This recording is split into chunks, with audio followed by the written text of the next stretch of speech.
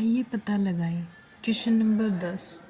गणन संख्याओं को ऊपर और नीचे जोड़ने पर अर्थात 1, 1 + 2 + 1, 1 + 2 + 3 + 2 + 1 से वर्ग संख्याएं क्यों प्राप्त होती हैं? क्या आप इसके लिए एक चित्रीय स्पष्टीकरण दे सकते हैं? उत्तर। इस पैटर्न पर ध्यान दीजिए। यदि हम 1 को एज इट इज़ रखते हैं तो 1 ही आता है, जो कि एक वर्ग संख्या है। 1 का स्क्वायर 1 होता है। यदि हम 1 + 2 + 1 को जोड़ते हैं तो 4 आता है। 4 है वो 2 का स्क्वायर है। यदि हम 1 + 2 + 3 + 2 + 1 को जोड़ते हैं तो 9 आता है, जो कि 3 का वर्ग है।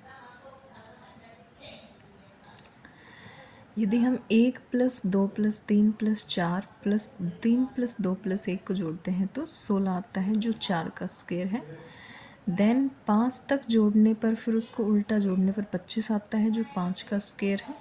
6 तक जोड़ने पर फिर वापस जोड़ने पर 36 आता है, जो 6 का स्क्वायर है। दिए गए पैटर्न को देखकर यह प्रतीत होता है कि गणन संख्याओं को ऊपर और फिर नीचे जोड़ने पर वर्ग संख्या प्राप्त होती है। इसको हम इस चित्र से समझ सकते हैं। जैसे ही हमने 1 + 2 + 1 जोड़ा तो ये पूरा एक वर्ग बन गया। फिर जैसे 1, 2, 3, फिर 2 और फिर 1 जोड़ा तो फिर ये क्या हो गया, 3 का वर्ग बन गया पूरा। ठीक है। फिर इस तरह ही 4 का बन जाएगा, इसी तरह 5 का बन जाएगा और इसी तरह 6 का बन जाएगा।